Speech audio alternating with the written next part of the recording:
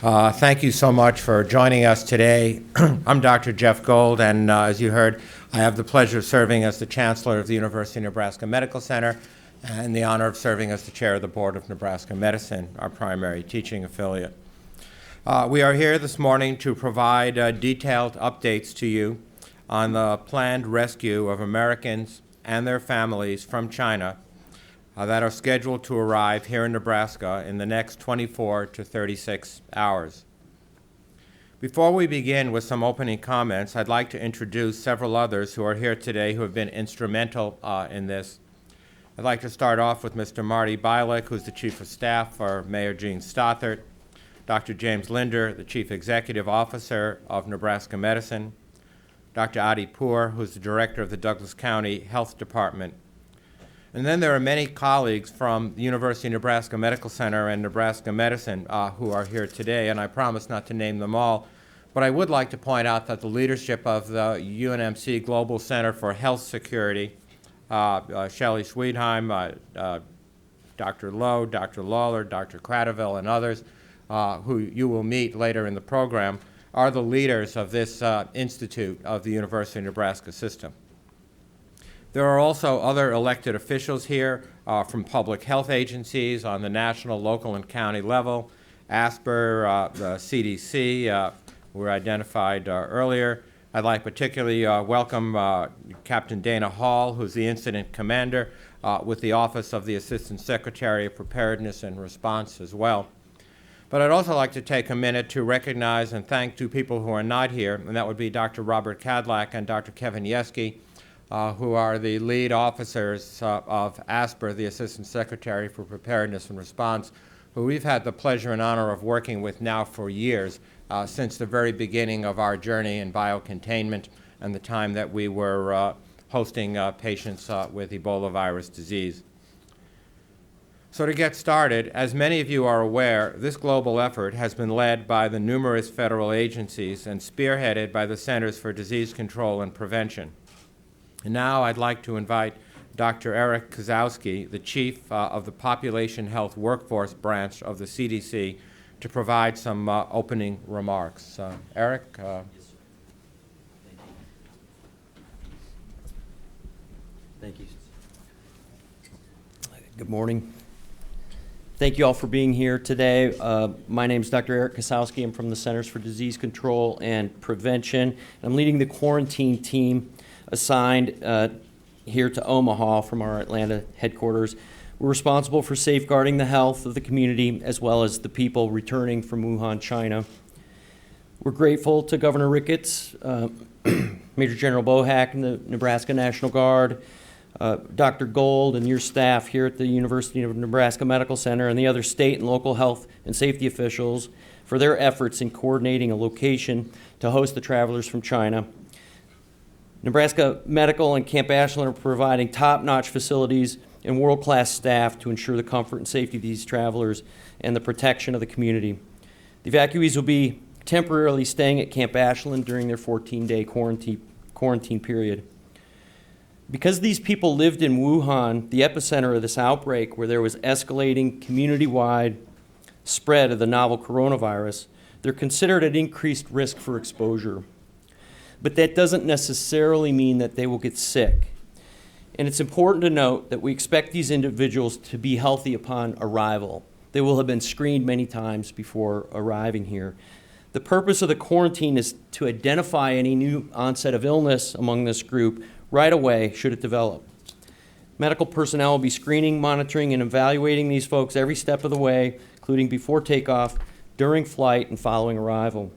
This includes checking temperatures twice daily and observing for respiratory symptoms. Medical screening will continue throughout their stay, and we will be following CDC guidance for infection control. Anyone showing signs of illness during the quarantine period will be transported to the University of Nebraska Medical Center for isolation, evaluation, and care as needed. And just a reminder that the quarantine people out at Camp Ashland are by definition asymptomatic and healthy people. You are muted. You are unmuted. With coronaviruses, person-to-person spread is thought to occur mainly via respiratory droplets produced when an infected person coughs or sneezes. These droplets contain virus, which can then find its way into the lungs of a susceptible individual. The public health measures CDC and the federal government are taking, including this quarantine, are science-based. We're taking this action to help protect the health and safety of all Americans. When the travelers arrive, we'll explain to them that CDC, under statutory authority of the HHS Secretary, has issued federal quarantine orders. The quarantine will last for 14 days from when the plane left Wuhan, China. This legal order is part of our aggressive public health response and will also protect the health of the individuals as well as their families and their communities. The goal of our public health response is to detect cases quickly and prevent further spread of this new virus in the United States. While we understand this action may appear alarming, we're acting out of an abundance of caution. Our goal today, tomorrow, and always continues to be the safety of the American public. I would like to reiterate that everyone has a role to play as we work together to contain the spread of this virus. Everyone should stay informed. CDC is updating its website daily with the latest information and advice for the public. Additionally, remember to take everyday preventive actions that we always recommend to prevent the spread of respiratory viruses like the common cold and flu. We have extensive guidance and information on our website at www.cdc.gov/ncov. We recommend visiting the site regularly for updates. Thank you. Thank you, Eric. Ladies and gentlemen, officials from the state of Nebraska widely have been key partners in this important initiative. Also here to provide some opening comments, I'm privileged to introduce Governor Pete Ricketts. Governor Ricketts and his team have worked diligently with us from the very beginning, with all of our federal partners, with our public health groups, with the Nebraska National Guard, local emergency responders, and of course with the Med Center here. We're pleased to have him with us today. Governor Ricketts. Well, I want to thank Chancellor Gold and UNMC and General Bohack and the Nebraska National Guard. Less than a year ago, Nebraska experienced the most widespread and costliest natural disaster in our state's history. And what we saw was Nebraskans all across the state step up to help their friends, their neighbors, and strangers. We saw heroic grit, determination, resilience, and generosity as Nebraskans worked to help respond and recover from that terrible disaster. And indeed, we saw that response across this nation as people from as far away as North Carolina sent supplies, such as hay, to our ranchers. And now we are faced with another issue where we have the opportunity to step up at a national level to help these rescued Americans and their families and show them that same spirit of Nebraska, that Nebraska strong spirit we showed a year ago. We have the expertise right here at UNMC. The UNMC is a world-renowned organization with the experts to deal with these infectious diseases. We demonstrated that with the Ebola virus. And so I'm confident that we have the experts here and working with the CDC and our National Guard to be able to make sure we're taking care of these Americans and their families as they come here for this quarantine.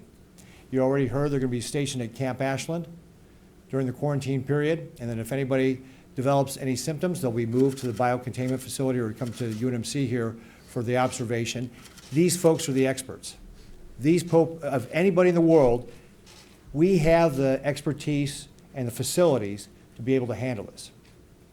And so we have a duty to our fellow Americans to be able to help these rescued folks and make sure that we continue to protect not only their safety, but safety of all Americans. One last note, I urge everybody to please only check with trusted sources. CDC mentioned one of them. Listen to those official news sources and trusted news sources and not what you find on the internet on some blog, because there may be a lot of misinformation out there, and it's important when we're doing something like this that we get the proper information. So again, we're going to continue to work closely with UNMC, the CDC, the National Guard. We're all going to work together as a team to be able to make sure that we keep Americans safe. Thank you. Thank you, Governor Ricketts, and thank you so much for that very important reminder about access to trusted information, which is exactly why we're gathered here today. So by way of introduction, University of Nebraska Medical Center and Nebraska Medicine have been long prepared and ready to provide support to our state and to our country when asked. Over the last week, we have stood ready to help however we could as this novel coronavirus has spread in China and now to 28 other parts of the world.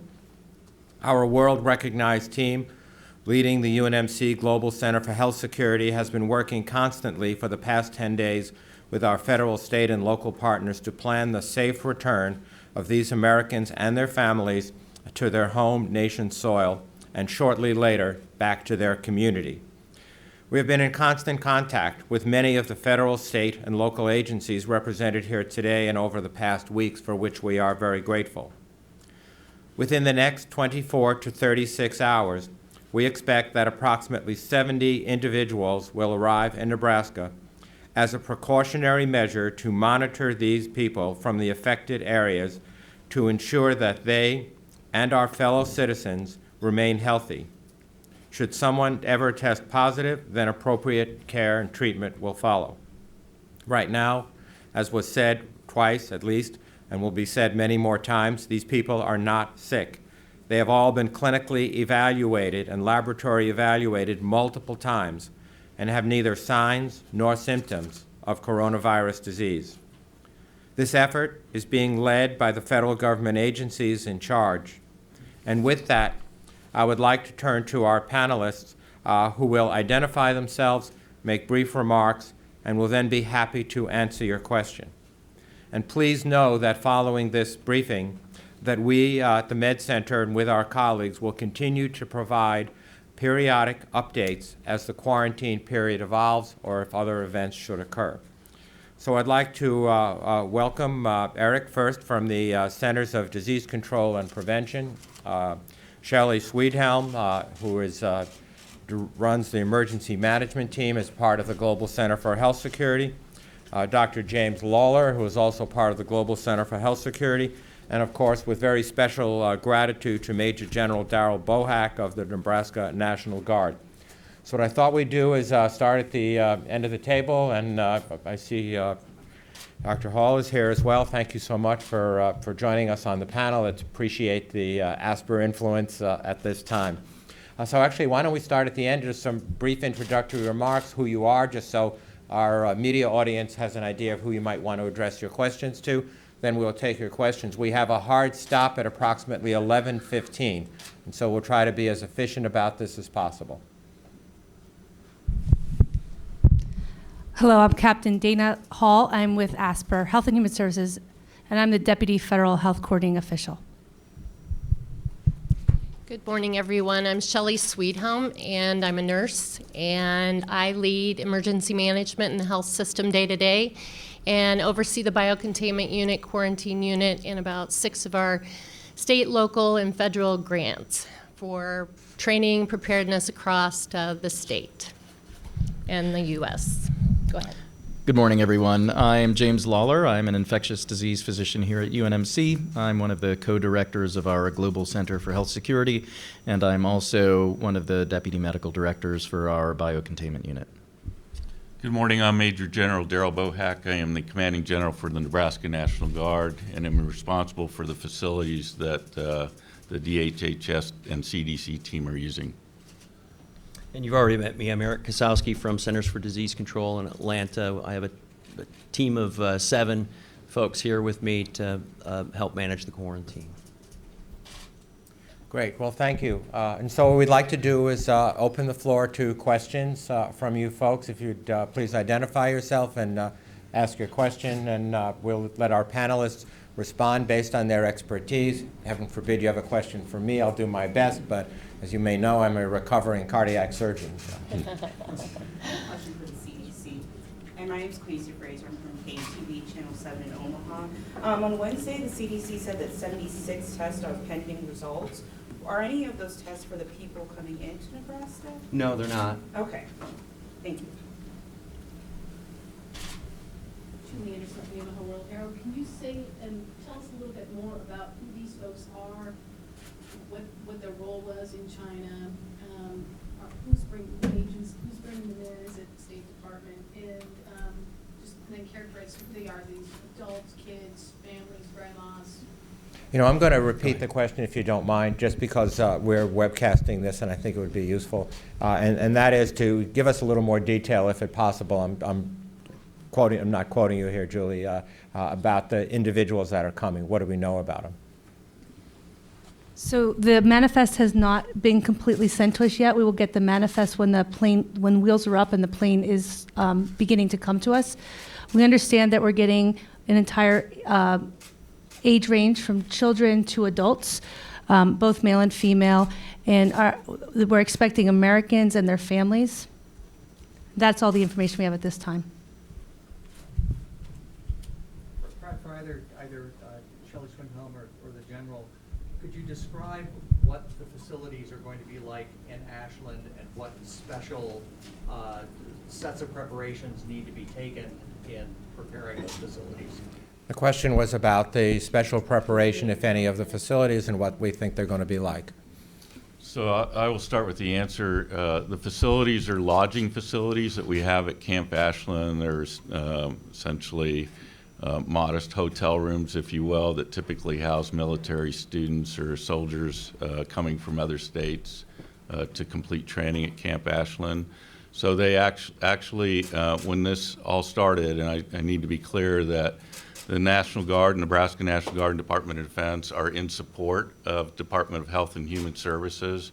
In our primary method of support is identifying appropriate facilities for the standards that they've given, and that's what we've done. And so as far as the preparation of the facilities, we turn those over to the team and they take charge of the preparation. So a little bit more detail about the services. So we've been partnering with our federal partners for the last several days to really kind of surround them with all the support they need at that facility as well as at the airport, and sort of twofold. So one of our roles is really to provide some of those support services like linen, food, information technology, things like that. So we've really tried to help work all through that with the guard base leadership as well. And then our other responsibility is really to be ready, and we're always in a ready state at the quarantine unit as well as the biocontainment unit, but just really making sure that all of those flow together and there is strong collaboration and coordination. One of the other things that we've done is connect with one of our partners who does infectious disease transport for the state. And they will be based at Camp Ashland 24/7. So that will give us a quick response to be able to move anybody if needed. Could you explain how the monitoring works? I mean, obviously, you guys are saying that you're doing it continuously, but can you explain to maybe folks at home so they can understand how you're watching these patients? Absolutely. So we check their fevers twice a day, or temperatures. Let me amend that. So we check their temperatures twice a day. And we also ask them about new onset of any kind of respiratory symptom. We have a very, very low threshold then for transporting people who we think might be early in their symptomatic period here for evaluation and isolation. So we prevent transmission both within the quarantine space and outside of it. Should an individual become sick, how long are they likely to be additionally quarantined?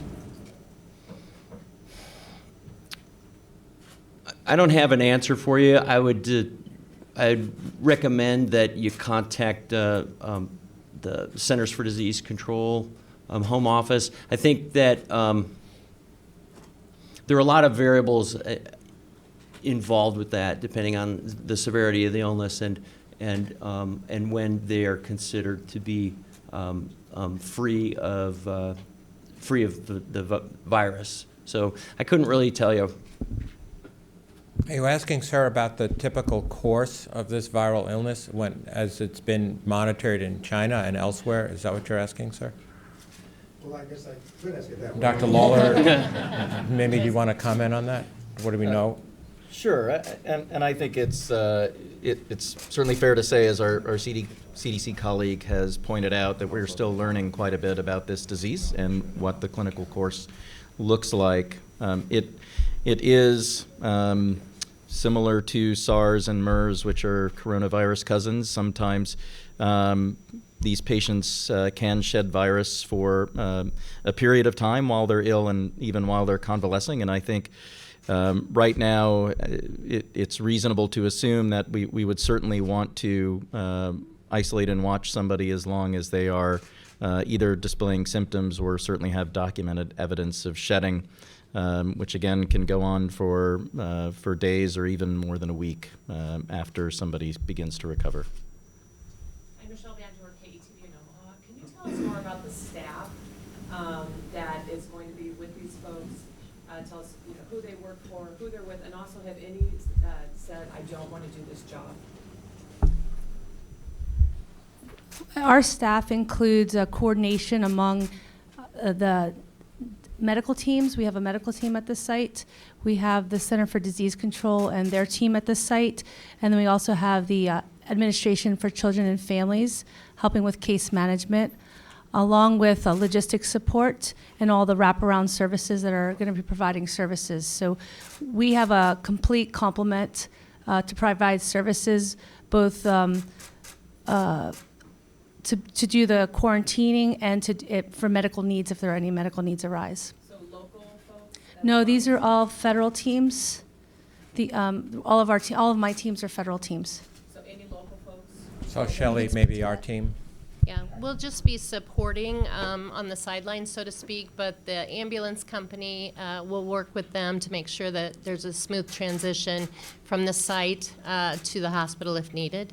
So really, at the site, as Captain Hall mentioned, there is none of our staff, except for some of us, will be there to support the team and kind of be liaisons, and then some of our support services folks, but their point of contact will be to the administrative offices that are going to be on campus out there, and then the services will be provided by the team, the federal teams. So none of our people will really be interacting with the quarantined individuals. Okay, and so I'm sorry to follow up. So those the staff, how are they protecting themselves, and did any say no, they don't want to do this job? If you can describe it for us, like what it's going to look like. Well, all of our staff has been, it will be protected with the appropriate PPE through the guidance of the Center for Disease Control. Personal protective equipment. And Dr. Kozlowski can speak more to the specifics of that. And then likewise, everybody's been fit tested so the mask is fit to their face. None of our staff has said they don't want to do this. This is what we've signed up for, so this is our career. So we're all here. Brian Mastery, WWT-NBC Omaha. I'm curious, I know you don't have a manifest, but in general, what were these Americans' jobs in China? And secondly, why Omaha? It could have gone a lot of places. I suspect that it's because of the success, if that's the word for it, of the Ebola treatment here. I thought everybody wants to come to Nebraska. We don't know the manifest, so I don't know what people's careers were prior. I don't have that information. And I think why Omaha is because that's what we practice and prepare for. So we already work very strongly with the federal government to support these endeavors, whether it's education and training or care of individuals who need us, Americans, and that's what we do. So I'm thinking that probably went into it. So. Just speaking in general, obviously there's a lot of internet chatter about this virus. People are so much scared and worried. You see people at the airport wearing masks. What do you want people to understand at this point, one, about how you guys are approaching this, and what we should look forward to in terms of how you guys are addressing it? Sure. Well, first of all, that since this is a new human pathogen, a couple things we know about it. One is that it can be transmitted person to person, and two, we know that the severity includes death. So we're being aggressive with trying to prevent the sustained human-to-human transmission of this virus within the United States, and that's why we're taking this quarantine action. We're in a unique situation right now with this virus because we recognize it very early in the epidemic, and so we still think that the quarantine action will be useful. And so, did I answer your question? Yeah. That works for me. When you obviously you work for the CDC, but you notice that people are really paying attention to the fear side of this. People are talking about all sorts of remedies for it. What do you want to caution folks to when they're reading this stuff out there? I'd caution folks to stay informed with trusted sources, Centers for Disease Control, World Health Organization websites, and a number of other trusted sources. That's where you're going to get the most up-to-date, science-based information that as we learn more about this coronavirus. You know, just to follow up on your question, if I may, the prevalence of influenza in the United States and the need for hospitalization, and unfortunately the low but nearly predictable mortality from influenza is occurring at the same time. And so there are going to be a lot of people who are what I would characterize as the worried well, but I'd be much more concerned about flu vaccine and making sure that those patients are appropriately cared for today. Now, not to say that may not change in the future, but as of today, that would certainly be, I think, some of the strongest advice. Is there a concern that people who might have the flu might think they have the new virus? Well, I think there's always a concern of that. What I can say is that there is no sustained human-to-human spread of this virus in the United States at this time. And so if somebody becomes ill, this should not be the first thing that they suspect they have, because it's not being spread in the United States. In the event someone shows symptoms during the flight or begins showing symptoms at the facility, what happens then? So, so when the flight lands, we will use our regular screening procedures, and when we identify people who need to be evaluated because of a new onset of symptoms suspicious for any respiratory disease, then we're going to bring them here to the medical center for evaluation and isolation. And this will happen very quickly. And for the med center people, if describe, do they go in the biocontainment facility, or is there something else that happens if they're delivered here? Yeah, it really depends on their clinical symptom presentation. So if it's someone who we typically would have self-isolated at home, these folks are not home. So we would still bring them down here and likely use our quarantine facility to support that. If they have symptoms such that require hospitalization, we will take them to the biocontainment unit.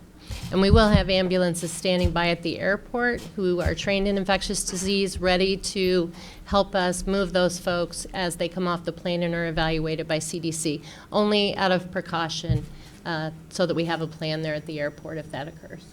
And if I can add, just to clarify, as Chancellor Gold pointed out, we feel that we have the best facility in the world to manage this type of eventuality. We have the 20-bed national quarantine unit, and we have our patient biocontainment unit that treated patients with Ebola in 2014.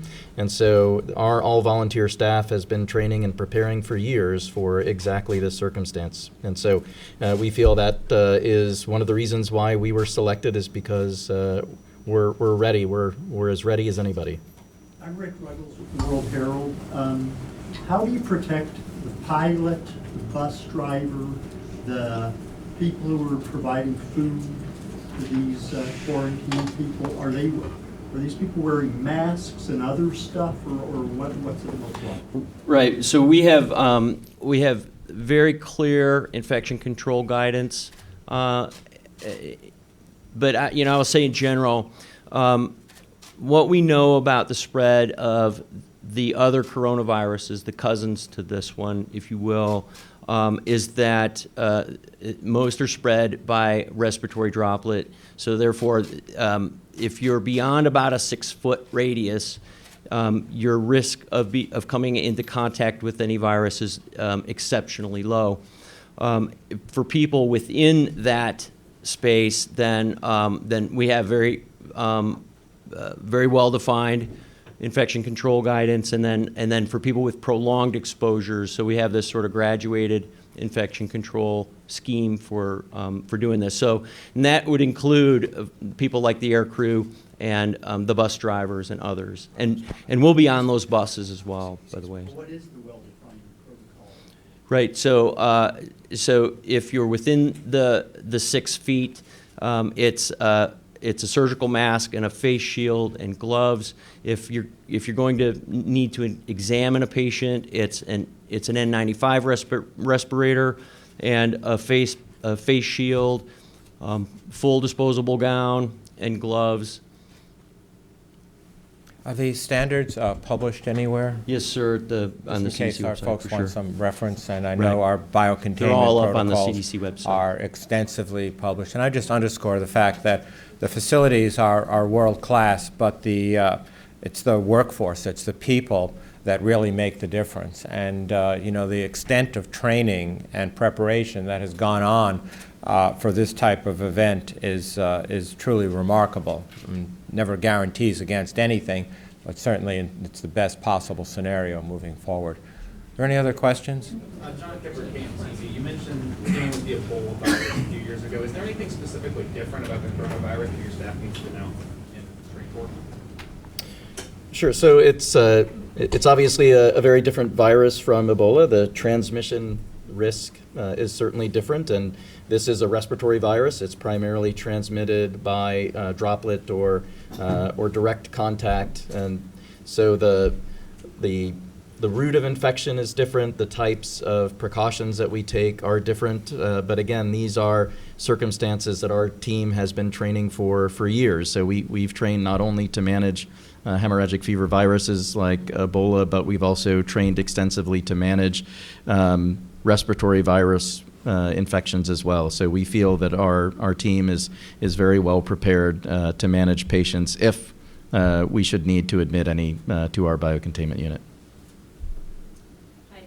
Trying to control that fear we were talking about earlier, and because this virus is new and you're just learning about it, and you're not quite sure, you think they'll be shedding and you're not sure for how long.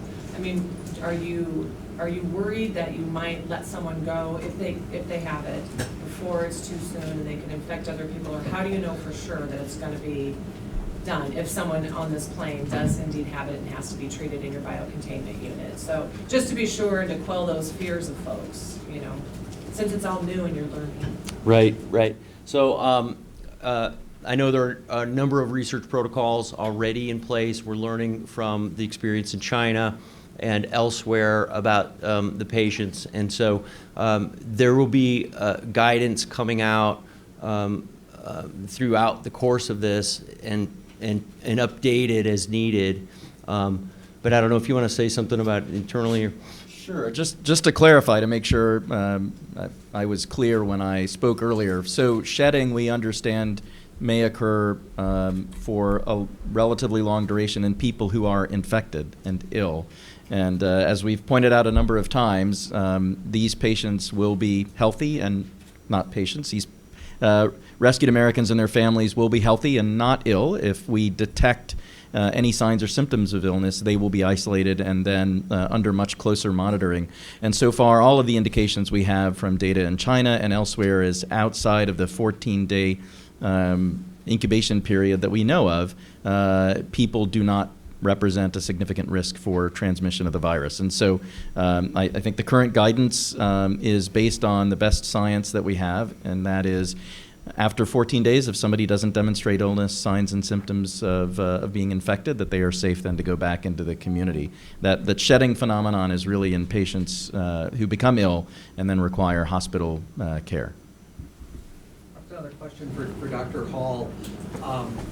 First of all, could you talk a little bit about these teams, what sort of experiences they've had in the past beyond your training that may be applicable, and why your team is here rather than turning it over to the local, the Med Center professionals as well? Well, our team is working in coordination with the Med Center, so we're linked together and we're working together every day. And through the Med Center, we're working with all the local public health departments as well. So we're all working on this together. From a federal perspective, we have numerous teams coming from different areas. So we have medical teams from our National Disaster Medical System, which are DMAT teams. Those DMAT teams, some of those, those people have deployed to numerous events. So they have vast years of experience working in austere conditions and doing all kinds of types of events. So they have a wealth of information, a wealth of experience. We have the Administration for Children and Families, and they're doing all the the social work components of this, helping people get reintegrated into the community, making sure they have the elements that they need. Many of the teams are made up of public health service career officers who have a uniform like this and who've dedicated their lives to public health. And then we have members from the Center for Disease Control, and this is their expertise, and they've been doing the quarantine, they're experts in the quarantine. So we brought together each component, and they're trained, and many with years and years of experience. Is this the largest quarantine your teams have been responsible for on U.S. soil before? In my experience, yes. Julie? Yes, do you know, is this a commercial or military plane that these folks will be coming on? Do you know if they've left China? And when that, because that will obviously determine when the clock starts on the quarantine, and how we will know when they arrive here. Can you repeat the question? The question is, do we know what time they're leaving and when they're leaving, and whether it's a commercial, military flight, or what the vehicle of transportation is? And when it will land? And when it will land. So my understanding is that these are contracted civilian planes, so these are set-aside planes that will be cleaned after they're used. So we have tail numbers on all these planes. And what was the second part of the question? I'm sorry. When? Timing? When. So we will get a call when their wheels up. When they leave China, we'll get a call from there. And then we'll get notified when their wheels down, when they're refueling. And then we'll get re-notified when their wheels up from refueling. And so we get a flight tracker the whole way. So the last time their wheels up, we'll know what the distance is to get to us. So we'll be able to follow them. It won't be until that last flight where we'll really know exactly what time to expect them. But we've been anticipating anywhere from 24 to 36 hours from now. So I might just point out, that just to prevent any confusion, that the team has been and will continue to practice the transport. So if you see buses and people in personal protective equipment driving back and forth between the airport and on our highways, these are all practice. Is that right? Just confirming? That's correct. We conduct exercises all the time in our career, and we will be exercising this as well. So if you see us today, that's what we're doing. I have a question for really anyone on the panel who can answer this. I'm not sure how out of range this is, but I understand that the people who are going to be flying here have all been tested. They've all been tested negative. How likely is it for someone to test negative and then later test positive? Do you know? Well, as you know, just from your experience with getting regular run-of-the-mill respiratory illness, right? You know your child comes home from school with a runny nose, and then a week later you're ill. So that incubation period is what is designed for.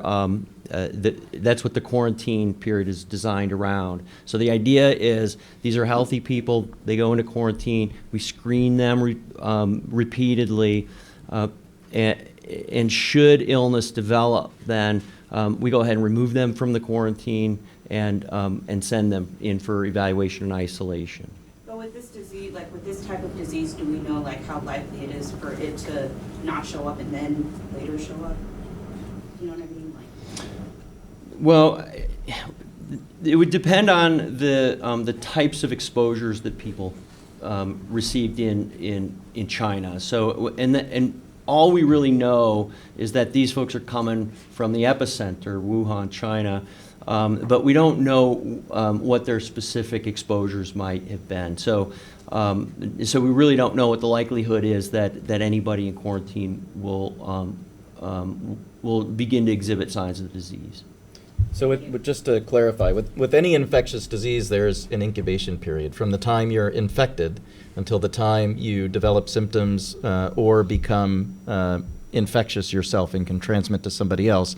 And during that window, there's no, currently we have no way of being able to identify whether somebody has been infected and predict whether they will become ill. And so that's why holding people in quarantine during the course of an incubation period is the way we can make sure that people who may become ill don't become ill when they're out walking around the community.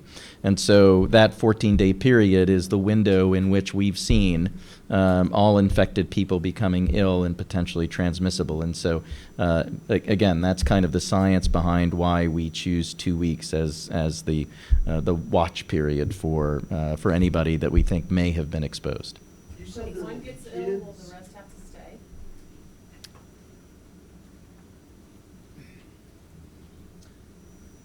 We're going to take that on a case-by-case basis. It depends on what we think exposures are like. But the idea is to identify illness quickly so that we minimize the exposures within the quarantine space. And is there a vaccine or that you're looking into? Is there a push for a vaccine? Oh, absolutely. There's a worldwide push to develop a vaccine. You guys said there would be kids in this group, most likely. Is each person going to be isolated singly? And how are they going to stay occupied for 14 days? Will you have psychologists? Will you have play experts? Will you have TVs in there, video games, videos of the Who? So the short answer to that is yes. We are expecting children and adults. We're expecting all age ranges from 0 to over 70. Yes, we are, each room has a television, and we're setting up a room with exercise equipment or things to keep people busy, and another room for kids to play. We're working with the Administration for Children and Families, and they're partnering with the American Red Cross, making sure we have the appropriate age-appropriate activities for children. We have Wi-Fi has been dialed way up, and everyone's will have access to using that. So. And oh yeah, the family units we have. So the rooms have adjoining doors, and so we can have family units together in adjoining rooms, so that the family's together. So we're as excited to get the manifest as everyone else is, because we want to make sure we know what the family units are and how to best put people in, assign them to their rooms. They will be kept singly. Well, families would be kept together. A family that comes together, like a mother and children would be put, or parents and children would be put together. Will there be any dietary restrictions or anything else like that on these people in there? So part of the for the Administration of Children and Families, they're doing an intake screening and making sure we meet dietary needs and religious needs. So we have an intake processing form. And they will be meeting the plane and making sure that we can meet those requirements for people. Is Nebraska prepared for another plane to come after this? We know nothing of a second plane at this time. Since there's no current vaccine, what's the most optimistic timetable for developing one?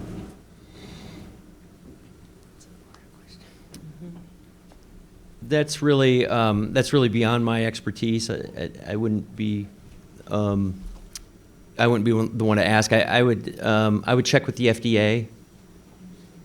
I can tell you the National Institutes of Health are actively working on the research components, and here at UNMC, we are actually working on an antiviral specific coronavirus therapy, which is exciting, but still very much in the clinical testing phase. And I know that there are reports actually from all around the world of vaccine development and antiviral therapy. However, I'm not aware, and the panel can correct me, of anything that's commercially available or tested at this time. When you say UNMC is working on an anti-coronavirus therapy, are you talking about a vaccine or like some No, other we're talking about a technology? therapeutic drug. Therapeutic drug. Okay, so it's about 11:15. Maybe we'll take one more question from the group, and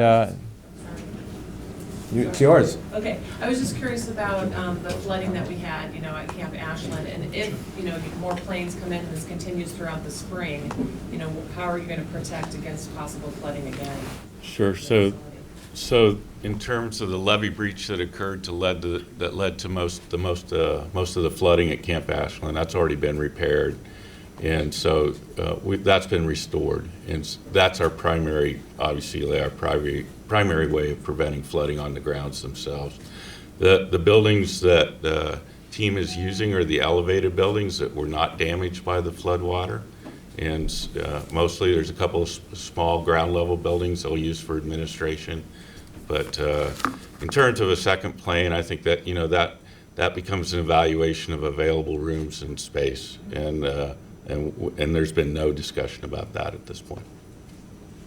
Your guys, you'll be doing security, is that basically it? No, Camp Ashland is our regional training institute site, so we run classrooms and other training courses there. Those are occurring. That won't change? That won't change. One of the standards from the Department of Defense and Secretary of Defense was you cannot take your space and turn it over if it compromises your mission and readiness. So we were able to do that. And so, for example, we had 174 students show up yesterday for a basic leader course. And I personally contacted all their leadership and explained to them what was going on.